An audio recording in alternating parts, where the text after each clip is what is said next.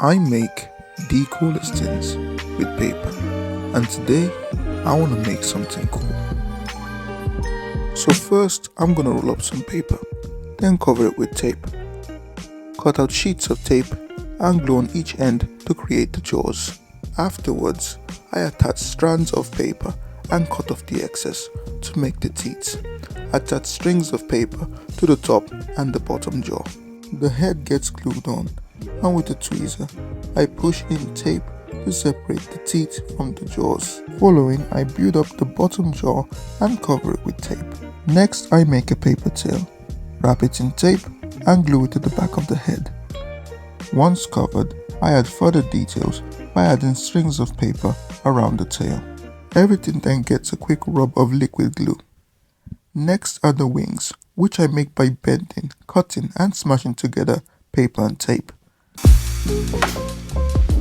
I measure out the rest of the wing, cut into them to create gaps and chop off the sharp edges for a softer look. Each part is glued together.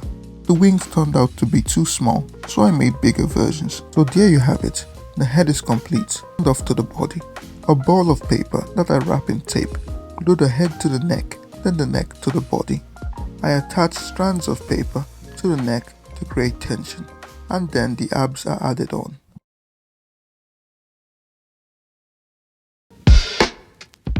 Two huge chests are glued on along with two collarbones, then traps and lats are added on to complete the back. I glue the top body to the lower parts, fill up the gap, then proceed to add the glutes, and everything gets a once-over coverage of glue. Then I twist up some paper to create the bone, then attach it to the body. And with some randomly shaped shapes that I covered with paper, I add on the muscle. And for the lower half, I build up with paper, cover with tape, then add on the knee and the calves.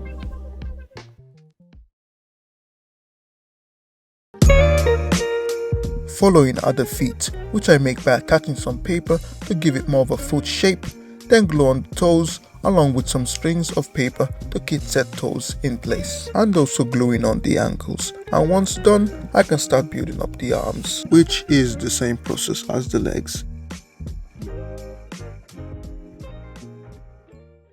The traps get an upgrade because they're looking a little bit small.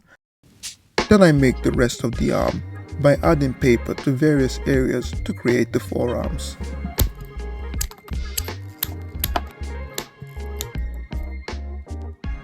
With some snipping and cutting, the fingers are made and I can glue them to the hand, then to the wrist. And same as the toes, I attach strands of paper to hold the fingers in place, followed by some knuckles. And I fold up some paper into an ideal blade shape and wrap it in tape. The blade gets glued to the right arm and everything gets wrapped in tape. As for further details, I add bracelets to the wrist and the ankles, followed by the chest piece. And to create the skirts, I glue on strands of twisted up paper across the legs.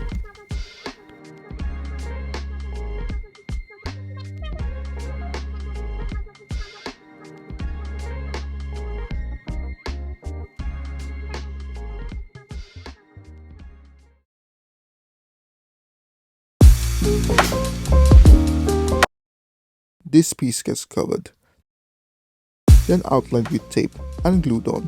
A roughed up sheet of tape gets wrapped around the waist. Then it's time for the base.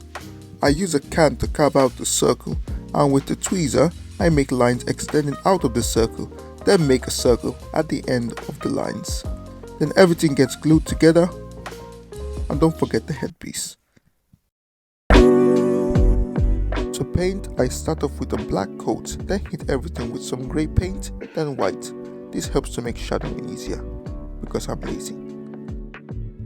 The skirt gets a touch of grey, and the cloth around the waist and the teeth and the overall white. Following with the gold coating for the waist piece, the bracelets, the chest, the headpiece and the symbol on the base. Once done, I go back and paint the handband grey and his sword with a silver paint. And we're done.